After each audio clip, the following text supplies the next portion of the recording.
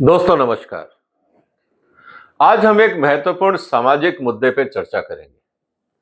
हमने राजनीति पे, अंतर्राष्ट्रीय विषयों पे और बहुत सारे मुद्दों पर हम लोग चर्चा करते रहते हैं, लेकिन आज एक बहुत ही महत्वपूर्ण मुद्दा जो सुप्रीम कोर्ट में आया और जो सुप्रीम कोर्ट ने कहा, उस पर चर्चा करना जरूरी है।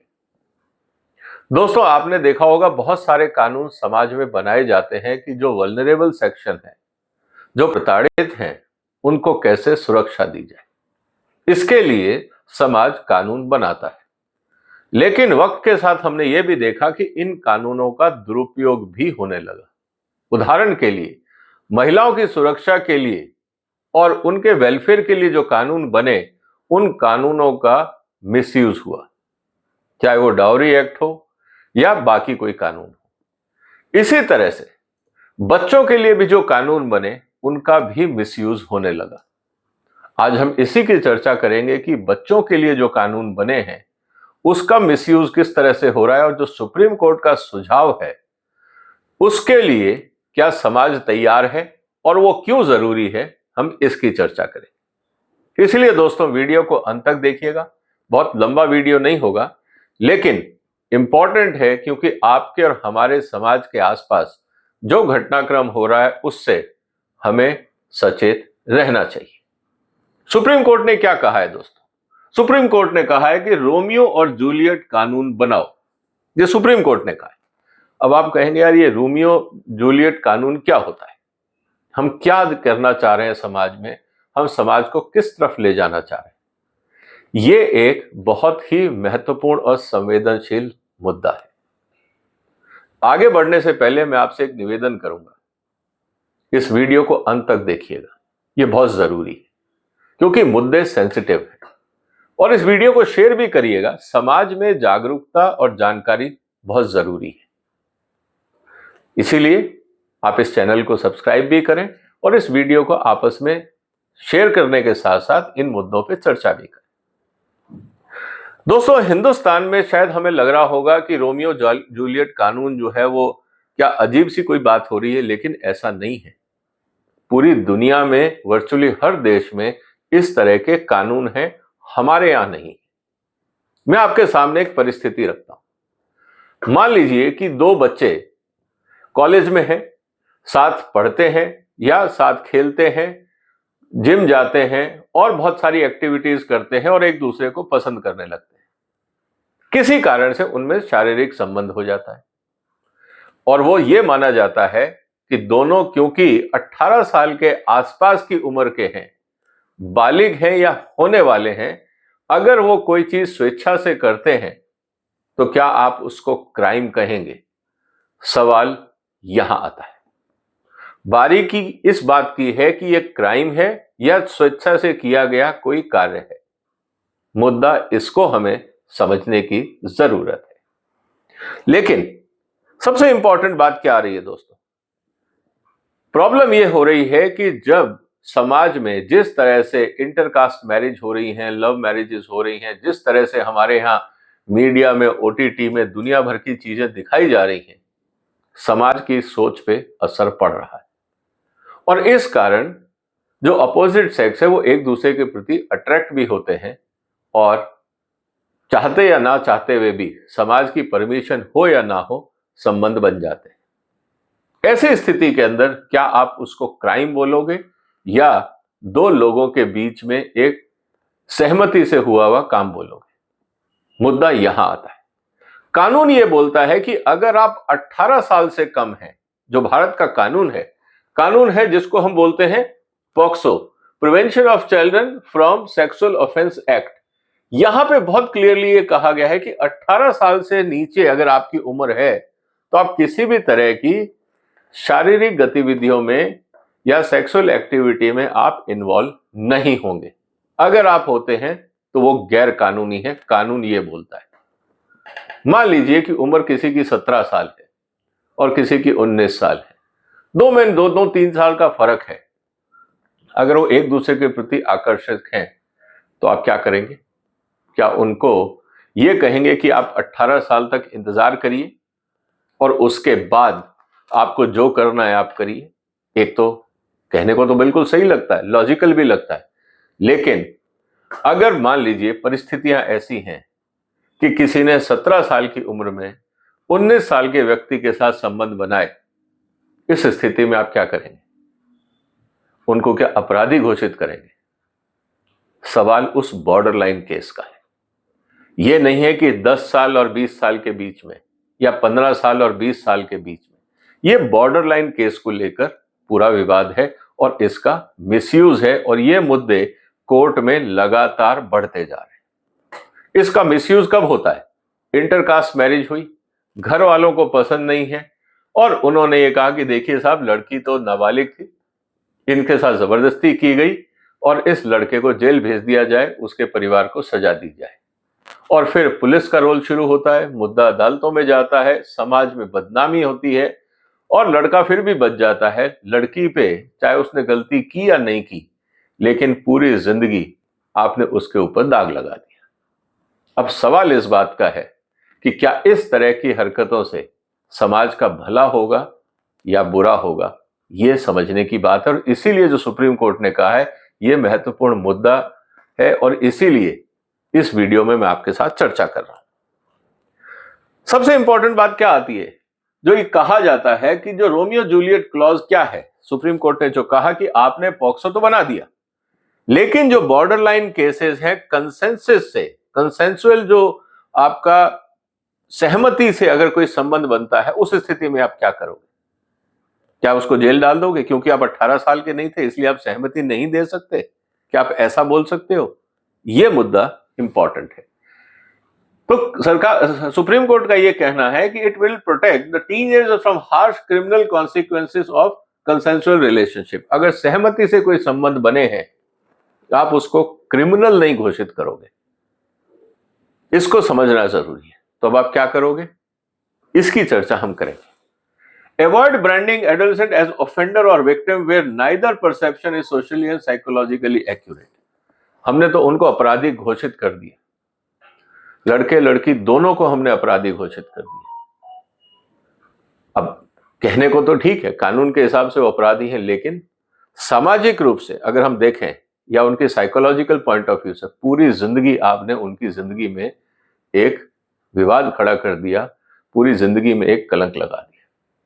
क्या यह उचित है? सवाल इस बात का है, जबकि दोनों का जो काम था वो सहमति से था, दोनों ने कोई अपराध नहीं किया था, लेकिन समाज ने और पुलिस ने उनको अपराधी घोषित कर दिया, क्योंकि कानून में लिखा हुआ है कि अगर आपने ये हरकत 18 साल से पहले करी तो आप अपराधी माने जाओगे, इसलिए उनको अपराधी माना गया। क्या ये उचित है? सुप्रीम कोर्ट ने यह सवाल उठाया। अब इसके लिए इंपॉर्टेंट है कि यह समझना कि क्या समाज बदल रहा है? बिल्कुल बदल रहा है। अगर समाज नहीं बदल रहा होता तो हमारे यहाँ जिस तरह से ओटीटी में जिस भाषा का इस्तेमाल होता है वो क्यों होती, जिस तरह की मूवीज बन रही है वो क्यों बनती, जिस तरह का सोशल मीडिया कंटेंट बन रहा है और लोग देख रहे हैं, ऐसा क्यों होता? कहने को तो हम पब्लिकली आइडियोलॉजिकल बातें कर सकते हैं, हकीकत यह है कि समाज बदल रहा है और ये सारे एविडेंस हैं। जिस तरह से इन प्रोग्राम्स की पॉपुलैरिटी है और जिस तरह से सोशल मीडिया में इस तरह का कंटेंट सर्कुलेट होता है, आप ये नहीं कह सकते कि समाज नहीं बदला है। समाज में भी बहुत कुछ बदलाव आया है, इसका असर परिवारों में भी दिखता है। इसका मतलब यह है कि adolescent romantic relations are social reality. जब बात आज कॉलेज के अंदर बच्चे जब साथ पढ़ते हैं, खेलते हैं, जिम जाते हैं, सब कुछ करते हैं, तो क्या आप इस हकीकत को इग्नोर कर दोगे कि ऐसा नहीं हो पाएगा? क्या आप इस पे कोई पाबंदी लगा सकते हैं? यह समाज की ऊपर है। Criminal law loses legitimacy when it runs too far ahead of lived experiences. तब कानून तो बन गया लेकिन समाज बदल गया। मैं अक्सर एक बात कहता हूं कि जो कानून है वो समाज के एस्पिरेशन को बताता है, लेकिन जब कानून अटका रहता है, वक्त के हिसाब से नहीं बदलता, आपने देखा होगा LGBTQ के लिए वो भी समाज में पहले अपराध था, आपने उसको हटाया।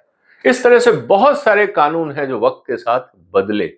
अब ये मुद्दा यहां पे भी गंभीर हो जाता है। The clause would reduce the misuse driven by parental and social disapproval, particularly in intercaste and interfaith relationship or because of other reasons. आपको किसी से बदला लेना है, आपने उसके ऊपर आरोप लगा दिया, उसको पता है कि इस कानून में अगर 18 साल से लड़की छोटी है तो सामने वाले को सजा होनी निश्चित है, आपने एक झूठा केस बनाया और डाल दिया।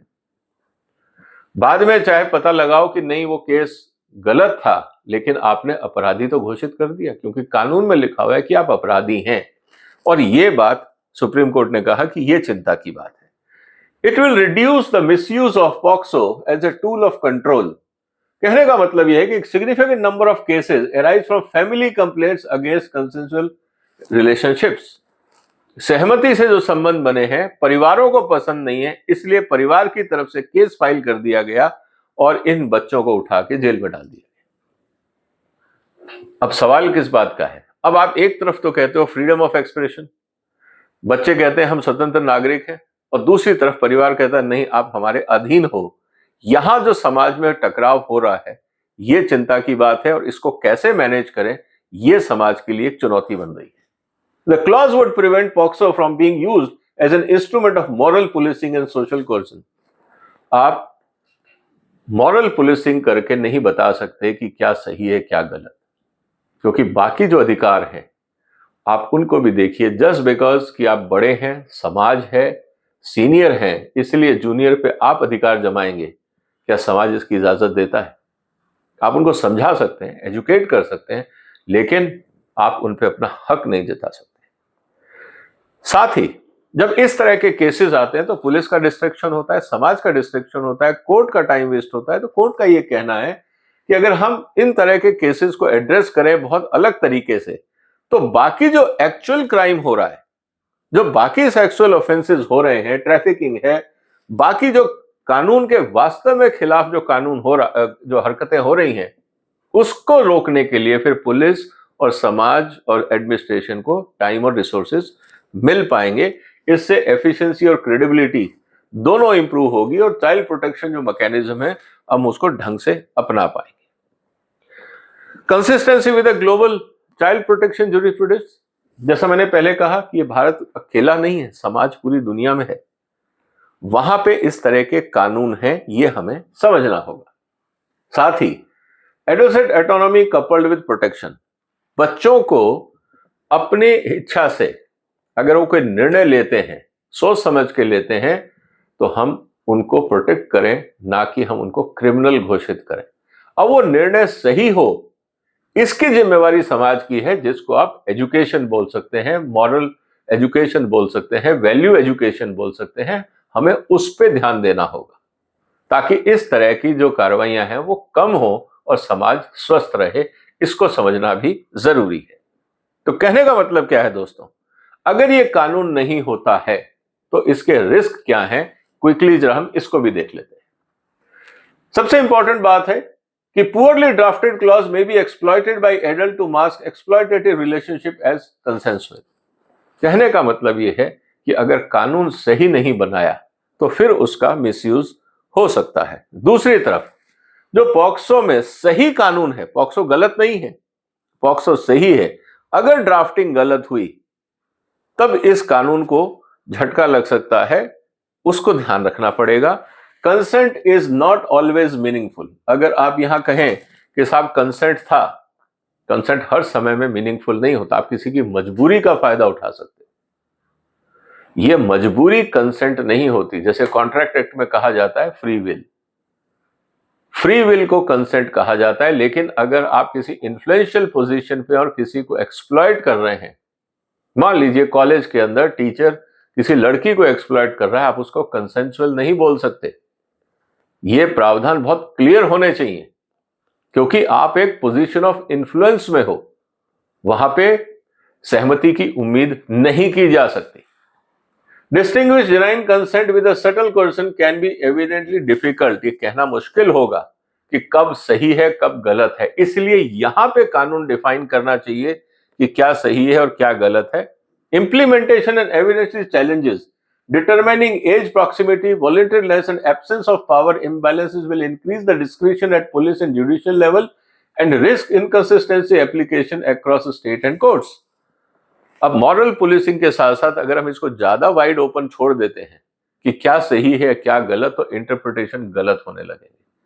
एक ही अपराध की कहीं पे सजा मिलेगी, कहीं पे उसी अपराध को लेकर उसको मुक्त कर दिया जाएगा, तब ये समझ नहीं आएगा कि कौन सही था कौन गलत। इसीलिए जब ये कानून ड्राफ्ट हो, इसको बहुत सहजता से और सोच समझकर करना होगा। अब अगर हम आगे बात करें, सोशल एंड जेंडर इंप्लीकेशन भी होगा, क्योंकि girls may continue to bear the brunt of social stigma even the law is relaxed. अगर कानून में एक बार आपने अगर लड़की के ऊपर आरोप लग गए, चाहे वो गलती हो, वो पूरी जिंदगी उसके लिए स्टिग्मा रहेगा। ये समझना जरूरी है, ये सेंसिटिव मैटर है। And the risk that withdrawal of prosecution could leave the girl without remedies in borderline exploitative situation. आपने उसको अपराधी बना दिया, बाद में आपने कह दिया नहीं अब आप अपराधी नहीं हो, आपने तो उसकी जिंदगी खराब कर दी। यही होता है, बहुत सारे अपराधियों को बगैर सजा के 10 साल 15 साल जेल में रख दिया और 15 साल पता लगा कि आप अपराधी नहीं है। 15 साल तो उस बेचारे ने जिंदगी निकाल दी जेल में। अब आपने उसको कह भी दिया कि आप अपराधी नहीं हो, तो उसकी जिंदगी में बचा क्या? परिवार टूट गया, समाज ने उसको निकाल दिया, उसकी अपनी जिंदगी खत्म हो गई। इसीलिए जो बार बार कोर्ट कहता है कि bail is rule jail is exception, वो इसलिए जरूरी है क्योंकि जिस तरह से हमारे यहाँ पुलिस तंत्र काम करता है, ढीला रवैया है, रिश्वतखोरी है, मैनिपुलेशन है, बहुत कुछ होता है। तो आप करते रहिए, लेकिन उस व्यक्ति को जेल में तभी डाला जाए जब एविडेंस क्लियर हो और उसके ऊपर किसी और तरह का डाउट ना हो उन एविडेंसेस पे। तो ये कोर्ट की जो सोच है ये सही है। इसके अलावा moral hazard and messaging, critics argue that it may be perceived as a state endorsement of early sexual activity। ये भी आप कह सकते हैं कि भाई ये इस तरह की हरकतें करके आप क्या कर रहे हो। आप कह सकते हो कि क्या स्टेट इस तरह की हरकतों को प्रमोट कर रहा है, ये भी एक आर्ग्यूमेंट निकल सकता है। लेकिन आप क्या करोगे, बदलते हुए समाज के अंदर आपको रास्ता तो निकालना है। इसीलिए इस समाज में आज जो मैं चर्चा कर रहा हूं, यह महत्वपूर्ण मुद्दा है। मुझे नहीं लगता किसी और मीडिया चैनल ने या यूट्यूब ने इसको उठाया होगा। मैं इसलिए उठा रहा हूं क्योंकि ये समाज के लिए महत्वपूर्ण है। लेकिन सबसे इंपॉर्टेंट क्या है, यहां पे इस बात को समझना होगा कि अगर कानून गलत ढंग से बनता है तो जो एक्सप्लॉयटर हैं वो बच जाएंगे। आपने देखा अमेरिका में एप्स्टीन फाइल्स में क्या हुआ, जहां पे सजा कई दशकों की मिलनी चाहिए थी, 13 महीने की सजा देके उस अपराधी को छोड़ दिया गया क्योंकि उसमें बड़े बड़े लोग इन्वॉल्व थे। इस तरह का मिसयूज भी हो सकता है और उससे हमें बचाना है। Indian courts have cautioned against loosening safeguard without precision. आप बहुत बारीकी से इस कानून को बनाइए, बहुत वाइड ओपननेस की जरूरत नहीं है। एविडेंटली क्या होगा उसमें, जो आपको कानून के हिसाब से ढूंढना पड़ेगा वो है कि भाई क्या ये स्वेच्छा से था, या इमोशनल मैनिपुलेशन था, या डिजिटली आपने किसी को ग्रूम किया, या पावर इम्बैलेंस था, in fact that may increase discretionary induced inconsistency. ये पावर फैक्टर बहुत इंपॉर्टेंट है। पावर का मिसयूज, एक तरफ आप करप्शन को करते हो, दूसरी तरफ एक्सप्लॉयटेशन में करते हो। समाज में जहां भी आपको करप्शन और एक्सप्लॉयटेशन दिखेगा, आप वो देखिएगा कि एक के पास जरूरत से ज्यादा पावर है और दूसरे के पास रेमेडी नहीं। हमारे कानून में भ्रष्टाचार इसीलिए पनपता है कि एक आम आदमी कहां जाके शिकायत करे, इसका कहीं कोई प्रावधान कानून में नहीं। इसीलिए समाज में भ्रष्टाचार है। अगर कहीं उसको कानून में लिखा होता कि अगर आपका काम इस तारीख को नहीं हो रहा है, या अधिकारी आपका काम नहीं कर रहा है, तो आप यहां पे जाके शिकायत करें, और उसका बकायदा एक एडमिनिस्ट्रेटिव सिस्टम हो जिसमें लोगों को भरोसा हो, तो भ्रष्टाचार कम होगा। हम ऐसा कानून बनाते ही नहीं, हम सिर्फ कानून बनाते हैं जिसमें पावर देते हैं, उसको पावर का मिसयूज ना हो उसको कंट्रोल करने के लिए कानूनों में प्रावधान नहीं रखे जाते हैं, जो एक चिंता की बात है। और साथ ही जेंडर कॉन्सिक्वेंसेस भी समझने होंगे। Even in jurisdiction with exemption, girls remain disproportionately affected by social stigma and withdrawal of institutional support once criminal liability is diluted। अब पता लग गया कि ठीक है, जब तक लड़की के ऊपर आपके आरोप है, एनजीओज भी हैं, काउंसलिंग भी है, सब कुछ। जब पता लगता कि नहीं इस केस में कुछ नहीं है, लड़की ने कोई गड़बड़ नहीं करी है, सब उसका हाथ छोड़ देते कि अब जाओ अपने आप समाज में जियो। आपने उसको बदनाम कर दिया, अब वो कैसे जिएगी, उसकी काउंसलिंग कौन करेगा, कोई मैकेनिज्म नहीं। इस बात को भी समझना होगा। इसलिए मेरा कुछ सुझाव है जिसको हम ध्यान से अगर देखें, और आपका भी मैं चाहूंगा कि जो भी आपके विचार हो कमेंट बॉक्स में लिखिएगा उसको। Drawing the Indian jurisdiction for global models, Romeo Juliet clause in POCSO should limit exemption to a narrow age. 2 से 3 साल का अगर एज में डिफरेंस है दो बच्चों में, आप बस उतना ही एग्जम्पशन दीजिए। अगर यह है कि स्टूडेंट और टीचर के बीच में आप कह रहे हो कि नहीं सहमति से संबंध बने, उसको एक्सेप्ट नहीं किया जाएगा। एज गैप 2 से 3 साल से ज्यादा नहीं होना चाहिए। क्लासमेट्स हैं, चलो बात समझ में आती है। इससे ज्यादा अगर होगा तो एक्सप्लॉयटेशन की संभावनाएं बहुत बढ़ जाएंगी, इस बात को समझना है। एक्सक्लूड केसेस इन्वॉल्विंग अथॉरिटी, जिसके पास पावर है, टीचर, एम्प्लॉयर, कोच, गार्जियन, कोई भी अगर वो इन्फ्लुएंस करने की पोजीशन में है, उसको ये एग्जम्पशन का फायदा नहीं मिलेगा। उसके ऊपर बकायदा ट्रायल होगी, एविडेंसेस होंगे, ताकि इस तरह के जो लोग पावर में हैं ये कंट्रोल में रहें, क्योंकि इनकी नीयत एक्सप्लॉयटेशन की अगर है तो इनको रोकना होगा। ग्रूमिंग, इंड्यूसमेंट, इंटॉक्सिकेशन, डेसेट, मतलब झूठ बोल के नशे की हालत में कोई और इंड्यूसमेंट दे के, या आपने किसी को ब्रेन वॉश किया, अगर इस तरह की चीजें सामने आती हैं, चाहे वो फिर एज फैक्टर भी है, उसमें भी आपको कंसेशन नहीं मिल सकता। इस बात का हमें ध्यान रखना होगा।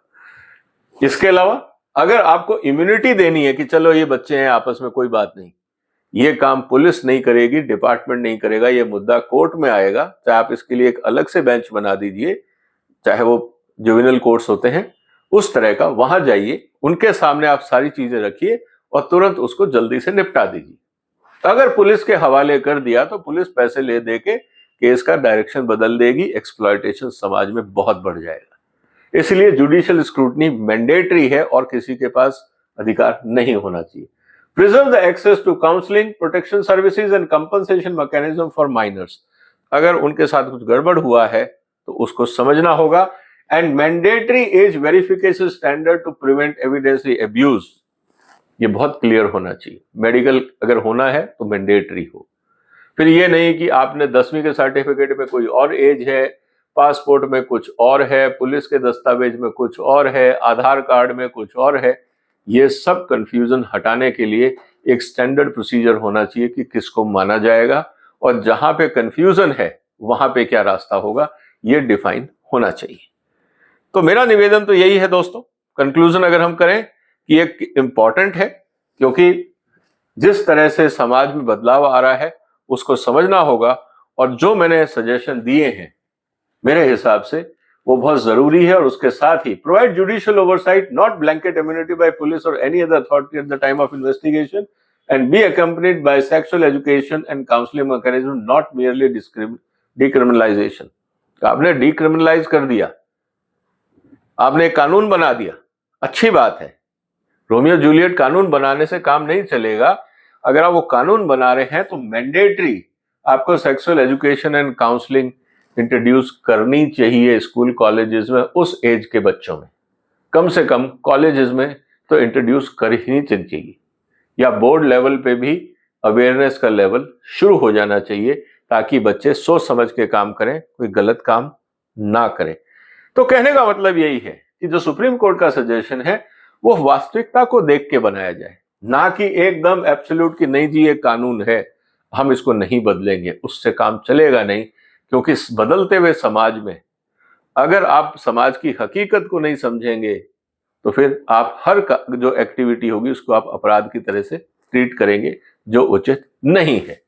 इसके अलावा जो ओवरऑल ड्राफ्ट है मुझे लगता है वो बहुत सोच समझ के बनाना चाहिए, सोशोलॉजिस्ट को बिठाना चाहिए। सिर्फ सुप्रीम कोर्ट के आदेश के बाद तुरंत शॉर्टकट एक ड्राफ्ट नोटिफिकेशन ना आए, समाज में चर्चा हो, सेफ गार्ड्स पे चर्चा हो, और अलग अलग सिनेरियो को देखा जाए कि किस स्थिति में खासकर जो गर्ल चाइल्ड है उसके साथ किस तरह का सपोर्ट सिस्टम होगा। अगर परिवार की तरफ से आरोप लगता है, समाज की तरफ से आरोप लगता है, कलीग की तरफ से आरोप लगता है, और अगर वो अगर वो गुनाहगार नहीं है, उस स्थिति के अंदर क्या होगा, इस बात को समझना बहुत जरूरी है। तो एक सोशल प्रोटेक्शन के साथ साथ कानूनी सुधार दोनों जरूरी है। मुद्दा सेंसिटिव है, आसान नहीं है, बहुत सारी चीजें समाज के हिसाब से ठीक नहीं होती, लेकिन कानून को अपना काम भी करना है। क्रिमिनलाइजेशन हर चीज को आप नहीं कह सकते। तो आपको क्या लगता है दोस्तों, क्या सरकार को इस तरह का कानून बनाना चाहिए या नहीं? और अगर बनाना चाहिए तो किस तरह के सेफगार्ड रखने हैं? क्योंकि सुप्रीम कोर्ट ने तो कहा है कि इसकी जरूरत है और सरकार अब इस पर सोचेगी, क्योंकि दबाव है सुप्रीम कोर्ट का, जवाब तो देना पड़ेगा। ऐसे मुद्दे फिर केस में आए, सरकार चाहे तो लगातार इग्नोर कर सकती है, लेकिन वो समाज के हित में नहीं होगा। लेकिन जब कानून बने तो उनमें सेफगार्ड्स क्या हो, किन बातों का ध्यान रखा जाए, यह समझना जरूरी है। मेरा निवेदन आपसे यह है कि जो भी आपके विचार हो कमेंट बॉक्स में लिखिए, अपने सुझाव दीजिए कि अगर इस तरह का कानून सुप्रीम कोर्ट कह रहा है कि बनाया जाए तो उनमें किन बातों को ध्यान रखना चाहिए। यह सरकार के लिए और कोर्ट दोनों के लिए इंपॉर्टेंट होगा। हो सकता है आपका सुझाव बहुत ही यूजफुल हो और देश में जो बच्चे हैं उनको क्रिमिनल बनने से रोक सके। इस वीडियो को शेयर करिए, अपने विचार शेयर करिए, चैनल को सब्सक्राइब करिए। फिर मुलाकात होगी एक और महत्वपूर्ण मुद्दे के साथ। तब तक अपना ध्यान रखिएगा। फिलहाल वंदे मातरम।